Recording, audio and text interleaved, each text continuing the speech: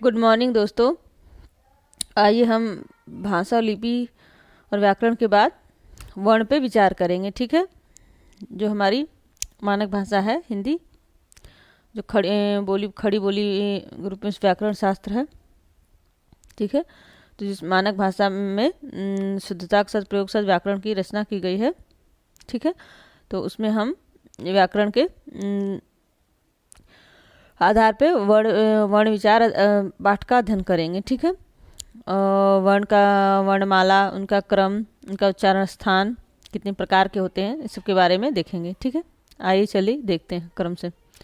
जैसे ये देखिए घर है, तो घर में किन किन अब शब्दों में टुकड़े करके बनाए, मतलब क्या क्या इसमें मिलाकर स्वर और व्यंजन मिला के ये घर बनाया गया है। ठीक है, यानी घर में जो शब्द दिए गए हैं वर्ण कौन कौन से हैं जो ये घर शब्द बना है। ठीक है, घर में देखिए घ है, घ में जो ये हलंत लगने से इसका अ यहाँ बाहर आ गया, और ये र में से अ, ये क्या हमारा स्वर है और ये व्यंजन है। ठीक है, तो व्यंजन में स्वर मिला तो घ बना, फिर इस र में स्वर मिला तो ये पूर्ण र बना। ठीक है, तो क्या हो गया घर।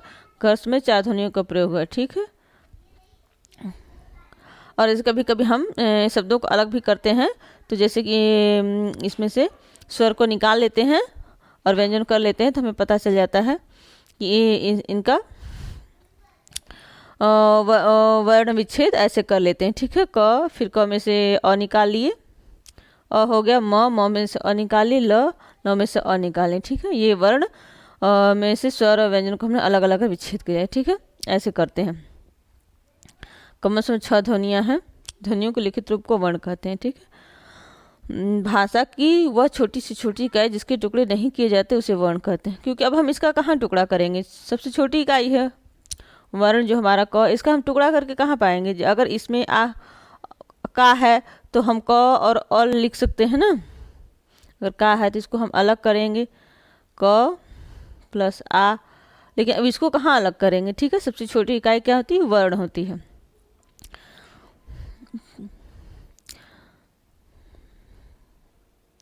ध्वनि भी भाषा की सबसे छोटी इकाई है, लेकिन वर्णमाला में सबसे छोटी इकाई वर्ण आती है। ठीक है, और वर्णमाला क्या होती है, वर्णमाला अर्थात वर्णों के व्यवस्थित समूह को वर्णमाला कहते हैं। व्यवस्थित माने जो एक सिस्टम में हो, जैसे माला में हर मोती का एक सिस्टम होता है कि किस छोटी मोती बड़ी मोती को और कितने दूरी कितने अंतराल पे हमें इस माला को बनाना है। ठीक है, एक सिस्टम से होता है। अगर हम आगे पीछे कर देंगे तो वह माला क्रम में सुंदर नहीं लगेगी। इसीलिए वैसे ही वर्णों के व्यवस्थित समूह को जो उनका क्रम है, ठीक है, और क्रम उनके उच्चारण स्थान के आधार पर दिया गया है। ठीक है, ध्वनि और ध्वनियाँ कहाँ कैसे निकल उसके आधार पर बनाया गया है, तो व्यवस्थित समूह को वर्णमाला कहते हैं। ठीक है, को जैसे व्यवस्थित समूह आइए देखिए, जो जैसे क वर्ग हो गया तो ये क के ही सारे रहेंगे। ठीक है, च वर्ग में च वर्ग के ये 5 रहेंगे। इस तरह करके इनका व्यवस्थित समूह है। कोई भी ऊपर नीचे आगे पीछे होगा तो यह वर्णमाला का व्यवस्थित समूह नहीं हो जाएगा। ठीक है, उलट पे इसे वर्णमाला नहीं कहेंगे, वर्ण कहेंगे लेकिन वर्णमाला नहीं कहेंगे, कि माला का ये क्रमबद्ध एक सिस्टम में रहे। ठीक है, इनके बाद किसको आना है, ये हमारा व्यवस्थित समूह हो गया। ठीक है, आइए देखते हैं हिंदी में वर्ण के भेद। वर्ण के भेद हमारे कितने हैं, स्वर और व्यंजन। ठीक है, स्वरे इति राजन्ते, जो स्वयं से राज्य करता है स्वर कहते। जिन वर्णों के उच्चारण में हवा सीधे मुख से बिना इधर उधर किए उनके बाहर आ स्वर कहते हैं। स्वर उसका उच्चारण स्वतंत्र रूप से होता है।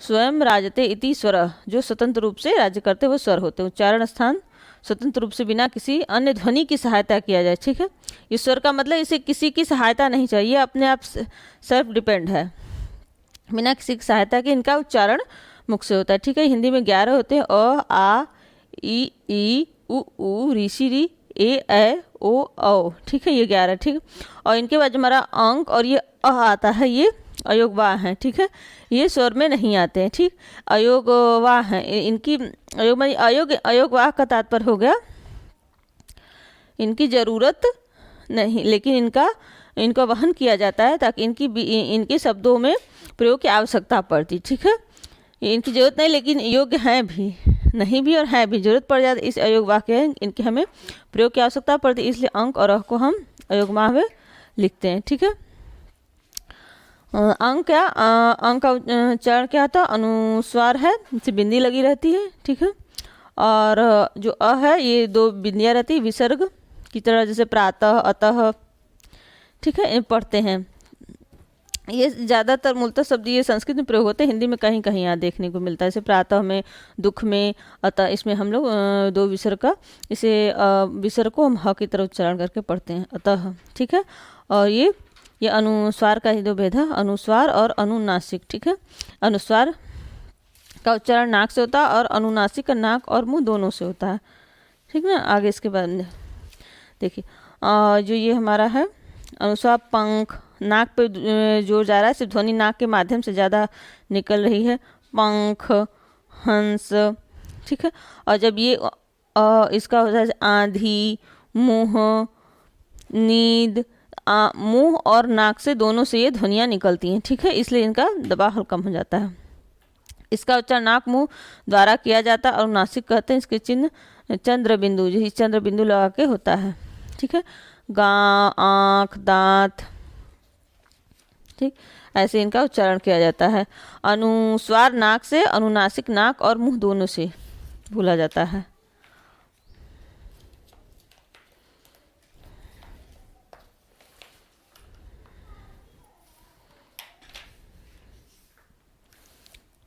आइए स्वर के भेद जानते हैं, ठीक है। स्वर के भेद में स्वर के हमारे तीन भेद होते हैं, ठीक है। तीन होते हैं, हर्ष स्वर, दीर्घ स्वर, प्लुप्त स्वर।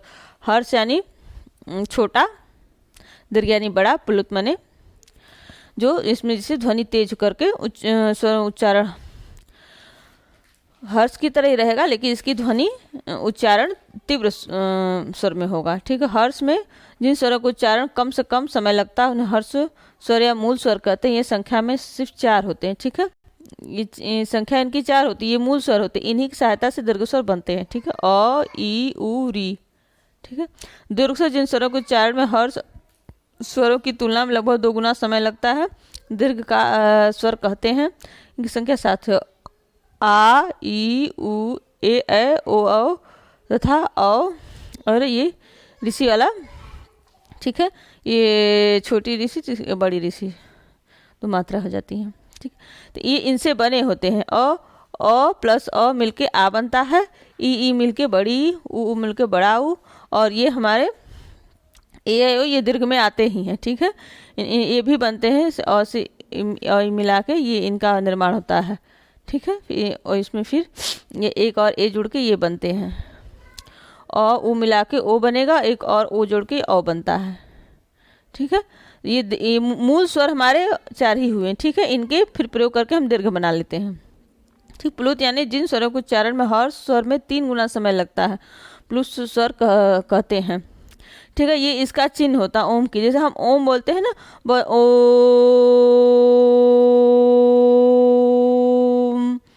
इसका उच्चारण देखिए कितने देर तक ओम का होगा, ये प्लुत में आता है। जैसे हम किसी को पुकारते हैं, हो कहीं दूरी पर है, वो तेजी से पुकारते हैं कि हमारी ध्वनि उस तक पहुंच जाए, ठीक है, तो वहाँ प्लुत स्वर का प्रयोग होता है। जैसे ओम हो गया ना, और ये देखिए जो आ ना सिर्फ चंदा है, ऐसी बिंदी नहीं है, ठीक है। तो ये क्या होता है, निरोनासिक कहते हैं।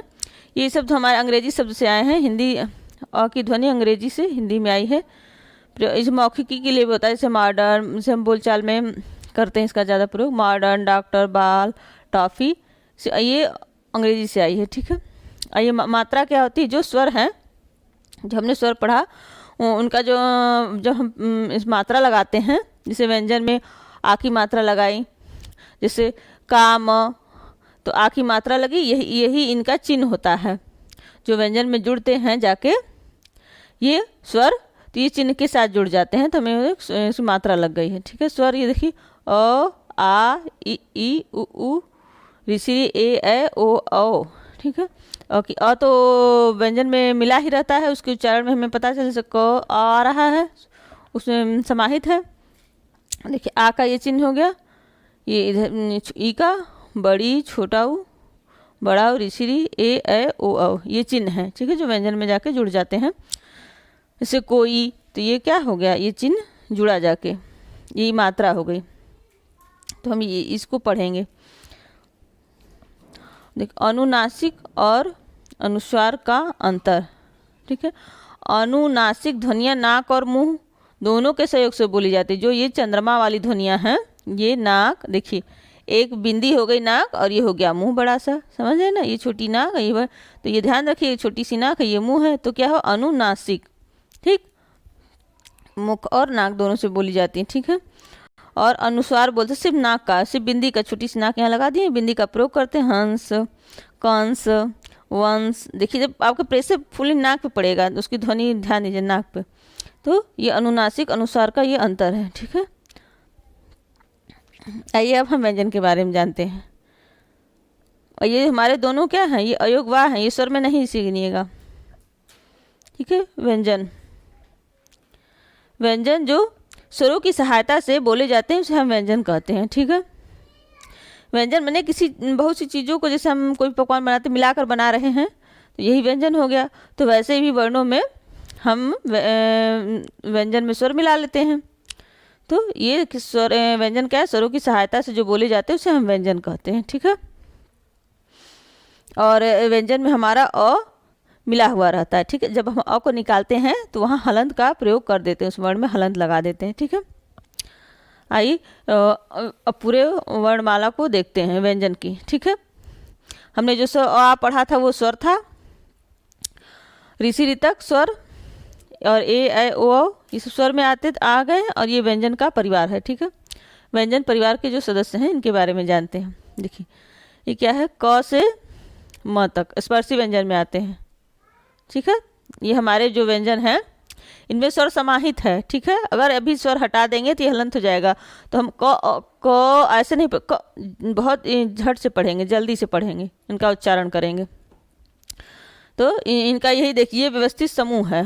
क वर्ग क ख ग घ ङ, च वर्ग च छ ज झ ञ, ट वर्ग ट ठ ड ढ ढ, त वर्ग त थ द ध न, प वर्ग प फ ब भ म, अंतस्थ य र ल व, ऊष्म स स ह, संयुक्त छ त्र ज्ञ स्र। ठीक है, ये मिलके बनते हैं, इनका ये क्रम है। यहाँ से क से लेके म तक को हम स्पर्शी व्यंजन कहते हैं।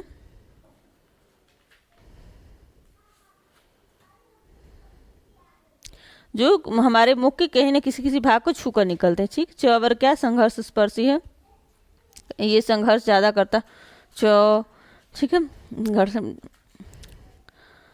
और ये संयुक्त उसमें अंथस जो अंदर के वायस निकलते उसमें इसमें उष्मा ज़्यादा निकलती, अंदर के य र ल व। ठीक है, अंदर की तरफ से आते हैं और उष्मा इसमें उष्मा ज़्यादा निकलती, श श श ह। ठीक, संयुक्त यानी ये हमारे मिल के बने हुए हैं, संयुक्त है ना। क और स को मिलाने से छ बना है। ठीक, ये दोनों के दो अक्षरों के मिलाने से क और इनका मिलावट से इन वर्णों का निर्माण हुआ है। ठीक है, आइए आगे जानते हैं। व्यंजन को अरहित लिखने के लिए जैसे ऊपर बताया गया है कई तरीके की सहायता लेने में, जैसे हलंत लगाकर, जैसे हमने हलंत लगा दिया तो हम इसको आधा पढ़ेंगे। क ख ग, पाई हटा दिए, जैसे कई वर्णों में पाई हटा दिए, जैसे क है, पूरे को न लिख के हम आधा लिए, इस पाई को आधा यहाँ अच्छी इसमें घुंडी है। जैसे कि च है, च की पाई हटा दी तो आधा हो गया। ठीक, व की हमने पाई हटा दी तो आधा हो गया। ठीक, ऐसे प्रयोग कर घुंडी हटा दिए, जैसे क की हमने क की घुंडी हटा दी थी आधा, इनका प्रयोग ये क्या है, स्वर रहित हो गए। ठीक है, और व्यंजनों का हम वर्गीकरण करते हैं कि व्यंजन वर्ग हमें इन्हें कहाँ कहाँ से उच्चारण करते हैं। उच्चारण के आधार पर व्यंजन को दो भाग में विभाजित किया जाता है, उच्चारण स्थान के आधार पर, उच्चारण करते समय लगने वाले प्रयत्न के आधार पर। उच्चारण स्थान के आधार पर हम कंठ से लेकर ओर तक के व्यंजनों को कहाँ से बोलते हैं, तो उस उच्चारण स्थान के आधार पर इसमें बांटा गया। ठीक है, इसे 8 भागों में बांटा गया। कंठ ध्वनियाँ। ठीक, कंठ ध्वनियाँ जो गले से निकलती है, क ख ग घ ङ। ठीक, तालव्य ध्वनियाँ जो तालु से निकलती हैं, पूरा च वर्ग, य और स, ठीक है। मूर्धन्य ध्वनियाँ, तालु माने जो हमारा जो मुख पे जो गहरा ऊपर वाला, ये तालु हो गया। मूर्धन्य जो तालु के पास हल्की हल्की लाइनें आएंगी, वो मूर्धन्य का स्थान, ठीक है। उसमें पूरा ट वर्ग और ये ड ढ तथा स, ठीक। दंत, दांत से जो दांत का जो ये दांत है जिसके जहाँ से ये जॉइंट है मसूड़े, वहाँ जो लगता है जाके, वहाँ दांत का स्थान है। त थ द ध, ठीक। और वर्ष ध्वनियाँ तालु और दांत के बीच का उभरा हुआ हिस्सा, ठीक है। न र ल स ज। ओष्ठ ध्वनियाँ, ओठ वाला हिस्सा हो गया, प फ ब भ म, पूरा प वर्ग, दोनों होठों को मिलते हैं, प फ ब भ म, ठीक। दंतोष्ठ, दांत और ओष्ठ, ठीक, व और फ। स्वर यंत्री, स्वर यंत्र के मूल से ह आ, स्वर यंत्र के मूल से यानी हमारा कंठ है, जहाँ से काकल पे इसको कहते हैं, जहाँ से कंठ का शुरुआत होता है, ठीक, वहीं से ह और ये जो आ है इसका उच्चारण होता है। जैसे ह बोले ह, कंठ का कहीं आपके उच्चारण मुख से कीजिएगा, उच्चारण करते समय खुद समझ में आएगा कि ये हमारे मुख। धन्यवाद। इसका अगला भाग हम लोग नेक्स्ट वीडियो में देखेंगे, जो उच्चारण करते समय लगने वाले प्रत्यय क्या है, ठीक है। इसे लाइक शेयर सब्सक्राइब जरूर कीजिएगा। धन्यवाद।